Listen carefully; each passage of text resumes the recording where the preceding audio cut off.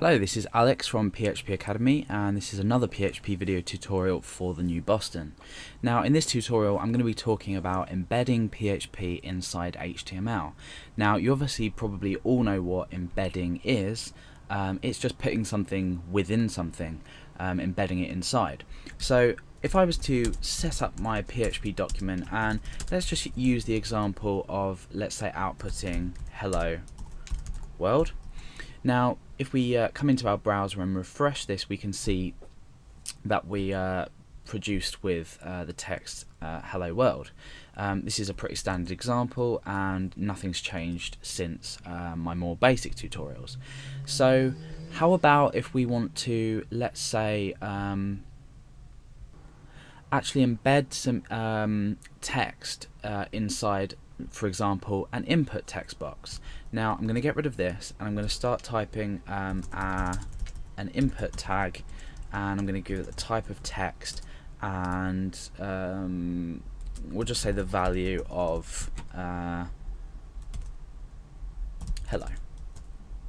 So what this is going to produce, I'm not using any HTML tags just to keep things simple. Obviously you would set your page out properly. This example will produce a small text box with the text hello, which obviously is editable, so we can do what we want with it.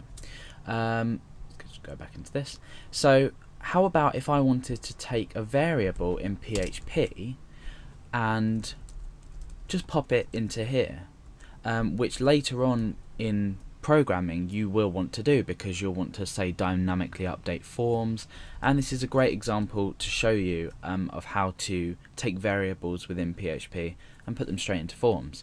So let's have our PHP tags at the top of the page. Now already what we're doing is we're combining PHP with HTML inside the same document. We're still using the PHP extension for our file. However, we can just plainly echo out HTML, as you've already seen, or not echo out, but display HTML. Now inside PHP up here, I'm just going to create a new variable called text. Remember, using the $sign and then our variable name, and we're going to make that equal to hello world. Now let's just say this was something that the user may have submitted, or that something's in a database, or something a bit more useful than some static text that we've just declared up here.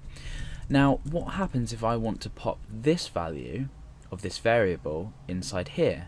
Now you basically simply have to start up a PHP tag.